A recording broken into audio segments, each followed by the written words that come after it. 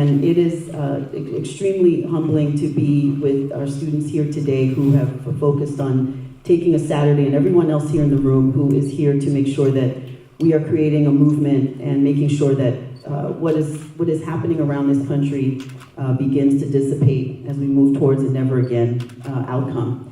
I'm a mother, I'm a businesswoman, and I'm an advocate. And I have two daughters. One is a junior in high school, so much like the young women here on the platform, I am intimately connected to the fear and trauma that they are experiencing at this stage in their life. And I also have a daughter who is a sophomore in college.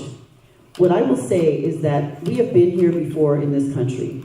When we moved from horse and buggy to automobiles, and people said cars kill people kill people, not cars. And no one wanted to make sure that there were things like seatbelts and safety bags, airbags in cars to make sure that people were safe in this country. And yet here we are today with a vehicle that can be an instrument of death, but people have to take tests, they have to get a license, they have to drive under the instruction of qualified, experienced people. And I don't believe that we don't have the capacity in this country to do the same thing around guns in this country. I don't own a gun, I never will own a gun. And I can tell you as a social worker, I have worked with people in communities.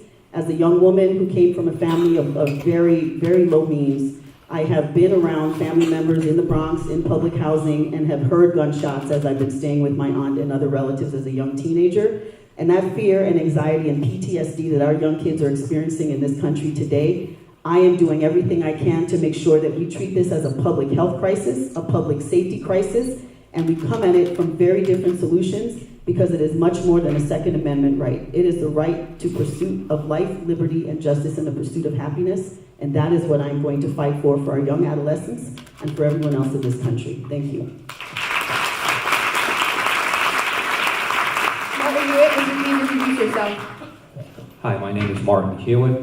I want to thank the organizers of the event for having me here today. I also want to say how important it is, because it's not about all of us on this stage, it's about all of you, that we all get together, come together and do that which is right, and make sure that while the Second Amendment exists and people do have a right to carry guns, more importantly is people have a right to come to school and feel safe.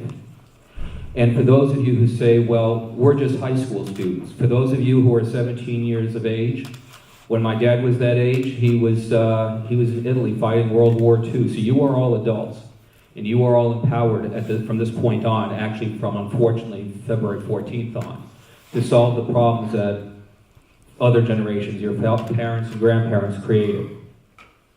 I think that it's interesting to note that in the election of 1912, Theodore Roosevelt talked about the fact that the Republican Party had reached a turning point where it had, quote, lost its soul and cared more about special interests. Both parties have gone through that over the years, but we obviously know that's happening again now on the right. What's important for us all to realize is that we are all Americans. We are not Republicans or Democrats when it comes to gun violence.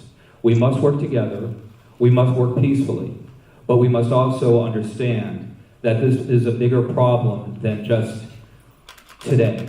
It's about the future. It's not just about the students of today. It's about your children and your grandchildren. So I think all of us here on the stage are here not to talk about us, but to talk about you and how to solve the problems that affect all of us deeply. Thank you.